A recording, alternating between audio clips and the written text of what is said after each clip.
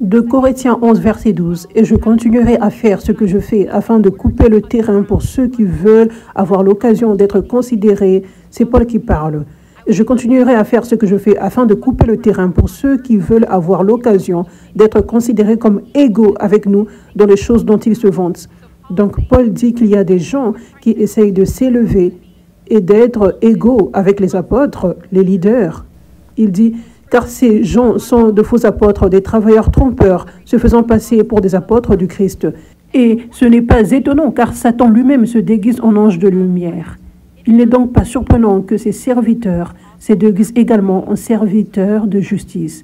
Leur fin sera ce que leurs actions méritent. Et les serviteurs de l'ennemi, cela peut juste être simplement ceux qui continuent d'avoir une porte ouverte à l'ennemi et qui ne se repentent pas, qui ne renoncent pas aux mauvaises intentions, aux mauvais motifs, l'orgueil, et ceux qui continuent de marcher dans cela.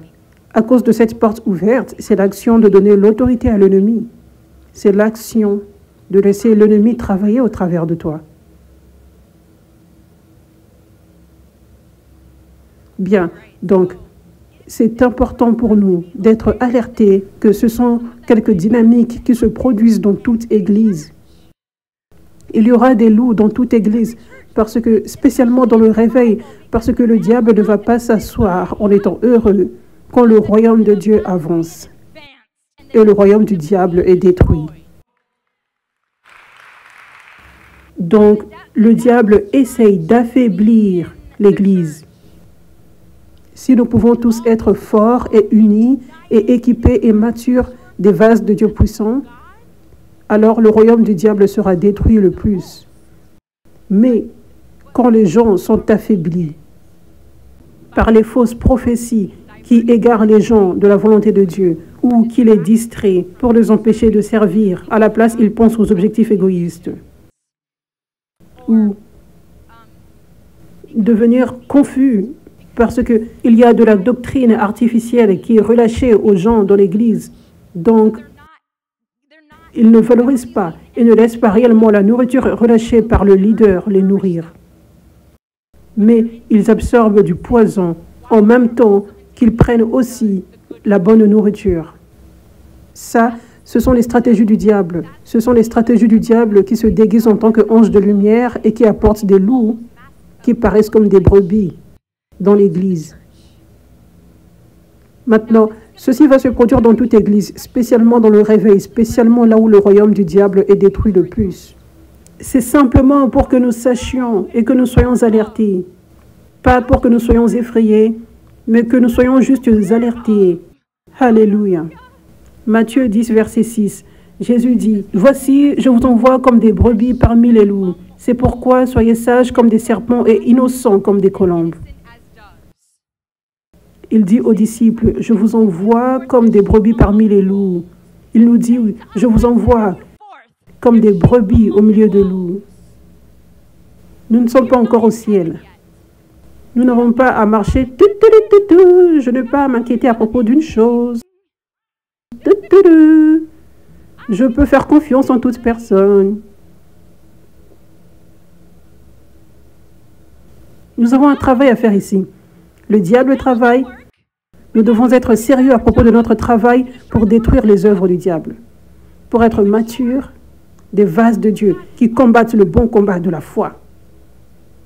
Donc, c'est pour cela que Jésus dit, « Soyez innocents comme des colombes et sages comme des serpents, parce que je vous envoie parmi les loups. » Cela signifie, utilise la sagesse et le discernement que je vous ai partagé dans ce message. Ne sois pas juste naïf. Oh, mais je veux juste faire confiance en toute personne. Tu ne peux pas faire cela. Jésus n'avait pas dit, « Soyez innocents comme des colombes pour un. » Soyez innocents comme des colombes et sages comme les serpents. C'est notre instruction. Accepte cela, grandis, sois fort dans le Seigneur.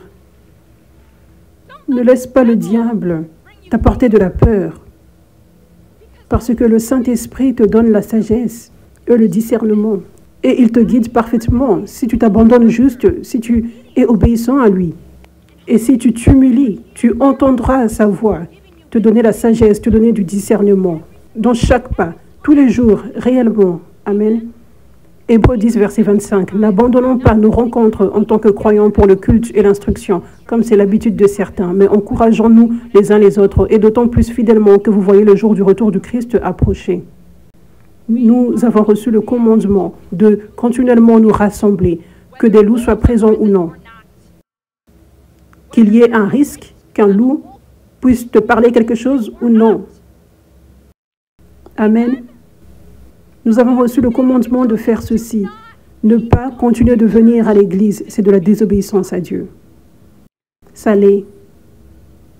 Donc, c'est notre appel de combattre le bon combat de la foi, d'être fort dans le Seigneur, d'être innocent comme une colombe, sage comme un serpent, d'être alerté et faire confiance en Dieu pour te protéger. Donc, c'est vraiment mauvais de sentir comme si tu as besoin de te protéger. Donc, peut-être tu as été blessé dans le passé, tu as été blessé par des loups dans le passé, des gens en qui tu avais fait confiance. Ils n'étaient pas qui tu pensais qu'ils étaient, les croyants dans l'Église. Ne laisse pas le diable t'éloigner de la source, de là où tu seras équipé, protégé, oint pour accomplir ton appel sur cette terre. Parce que ça, c'est ce que le diable veut. Tu dois comprendre, ça c'est la vraie stratégie des loups dans l'Église que le diable plante. C'est la vraie stratégie. C'est d'affaiblir l'Église, d'affaiblir les croyants en les frappant pour les distraire. Et le but ultime, c'est de le faire sortir. Parce que ces gens sont comme quoi? Cette personne paraissait comme une brebis, mais c'est un loup. Je suis si déçu. Vous savez, je n'ai pas vu cela. Et j'ai fait confiance en cette personne. Donc, je suis effrayé maintenant. Ça, c'est la stratégie du diable. Je suis effrayé maintenant. Je pense que je vais quitter maintenant. Ça, c'est la stratégie du diable. Réveille-toi et vois la stratégie du diable. Ne laisse pas le diable voler ce cadeau précieux qu'on ne peut trouver que dans l'Église, dans la maison de Dieu. L'onction, la protection qui vient de l'onction, l'équipement qui vient de l'onction, la parole de Dieu, la direction prophétique qui vient de l'onction qui est relâchée au travers du leader. Et toutes les choses qui viennent pour t'équiper et te transférer l'onction afin que tu marches dans ton appel. Tu dois protéger ceci au-dessus de toute chose. Tu as besoin de protéger ta relation avec Jésus et sa façon de te relâcher son onction et son équipement et de te parler dans l'Église.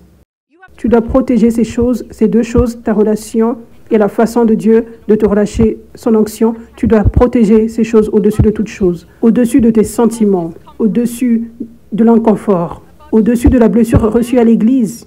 C'est si important que tu comprennes cette stratégie du diable.